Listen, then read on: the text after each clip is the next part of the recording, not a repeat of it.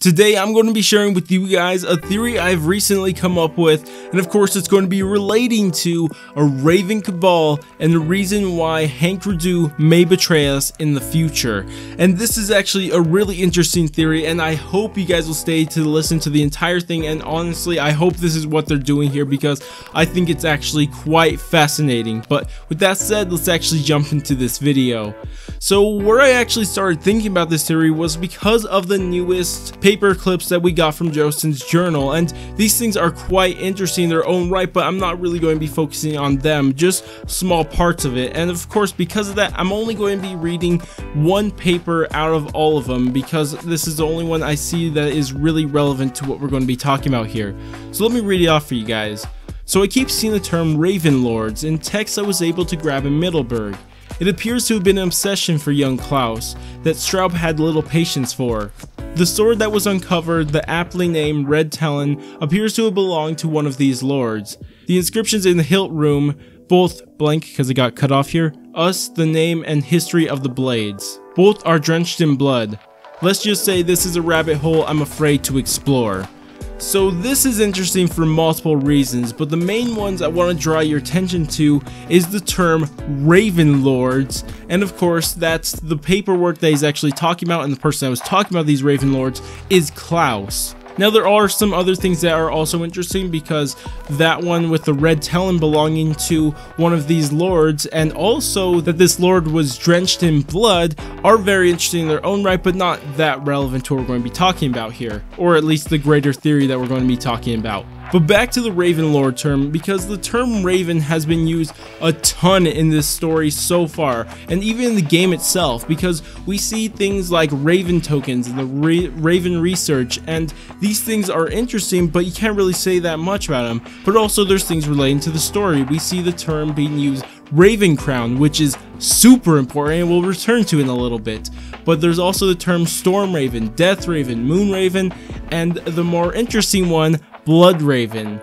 And you could see that this term is being used a lot, but you know, just let me touch on that Blood Raven. I know it's not really relevant to the theory, but remember inside the little thing we just read that the Lord, the Raven Lord that had the Red Talon, were both drenched in blood, so maybe the Blood Raven is relating to one of these Raven Lords, and the Storm Raven and the Death Raven, the Moon Raven are also relating to their own lords. But anyways, still besides the point, it's just something I decided to share with you guys right there. But the main point is that this Raven term is used very broadly and really all over the place inside this storyline, and at first I really couldn't think of the reason why. Why are they using Ravens so much? At first I thought I was just thinking, oh, it's a cool theme they're going for, but then I remembered an old legend of Frederick Barbarossa, the real life legend of Frederick Barbarossa, and I want to read it off for you guys because I find it quite interesting.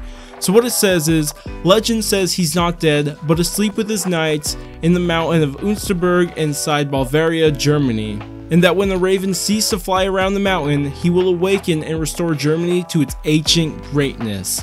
And this is very interesting because we have heard this legend before, but I didn't really think too much of it. And when they mentioned ravens, I just thought they were talking about real ravens, and it wasn't really my fault for thinking that because the final raid takes place inside Middleburg, which is also inside Bavaria, so inside that map you actually see physical ravens. So I thought that this legend was related to the story, but I just thought, you know, it's some mystical reason that the ravens for some reason are stopping Barbarossa from rising again, and I just left it at that. But then I finally realized something else. But before I explain that, let me play you guys a little clip that we got from the final rack, and of course this is from Klaus himself. Mariechen, I cannot put this more succinctly. There are others, other forces aware of the sword, of its powers, and they are actively working to keep it out of our hands. A secret organization, a cabal, dedicated to keeping this hidden. Soldiers, artists, engineers, I don't know how deep this goes, but Straub is now aware of this.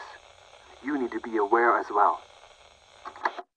I'm sure you guys have heard this before, but this is Klaus talking about a secret cabal made up of soldiers, artists, and engineers, and of course there's more to this quote, but that is the main point, is that he's talking about a cabal that's trying to prevent anybody from getting anything from Barbarossa or the guy's craft energy, and they're trying to stop absolutely everybody at all costs. And wouldn't this make so much more sense? And relating to the legend, wouldn't it make so much more sense that a cabal that calls himself Ravens is stopping Barbossa from rising again?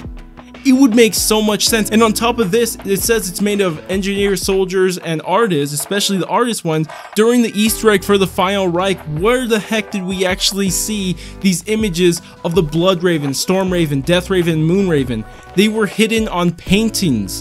And of course they were hidden by these Raven terms.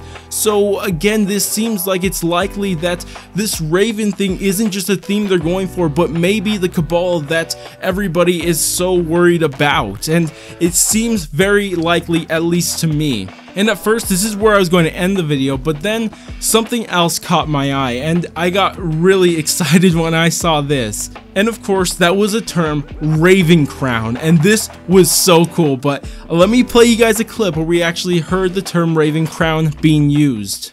It's working? This is Red Riding Hood, trying to get another message to Raven Crown. Raven Crown, I have not heard from you since I shared our location with you. God in heaven. I don't know if I can get any more out to you. Straub grows suspicious and is critical of my every move. So of course this one is from the Darkest Shore, and it's Red Riding Hood begging Raven Crown to bring support to go help him take out Straub. And one thing that really caught my attention with this is that he's giving information to this Raven Crown person, and I couldn't really figure who this Raven Crown person was at first, but didn't we hear that Hank Rideau was the one who gave us intel to the location of Dr. Straub? And where could have he got that from? Maybe Red Riding Hood. And oh my gosh, if that is true, that means that Hank Rideau is Raven Crown and is a part of the Raven Cabal. And this would give us a perfect excuse why Hank Rideau would want to betray us in the future. And if you guys are unaware of why we even think Hank Rideau may betray us in the future, I actually have a video on it right here. It should pop up on screen. But returning back to what we're talking about, this would give us a reason why Hank Rideau is currently helping us, but then would betray us in the future. Because currently right now, his main goal is to stop Dr. Straub and anybody else from getting Barbossa's hilt, pommel, or blade. He wants to stop that at all costs, so he's using all of his resources. But then in the future, once we stop Dr. Straub, he may think that we're more of a liability than anything useful. He doesn't want people who have knowledge of this guy's craft energy and Barbossa to go on and share it with somebody else. This may be bad for this Raven Cabal to let anybody know. And it would make perfect sense why Hank Rideau would be working with us now, but then would betray us in the future. And I just think that would be absolutely amazing. And I don't know, tell me what you guys think about this. Another cool thing that I should throw in there is that, remember Klaus said that this Cabal was made up of artists, engineers, and soldiers? Who's a soldier here? Oh yeah, Hank Rideau. But anyways, that's about it for me. Tell me what you guys think about this theory. You guys liking it? You guys don't like it? You see a problem with it? Did I make a mistake somewhere along the way? Tell me any of that down in the comments. But that's about it for me. Leave a like if you guys did enjoy the video. Also, do all the other YouTube stuff. Subscribe, bell, share, and of course, watch a video multiple times over. But I'm gonna go, and I will catch you guys on my next video.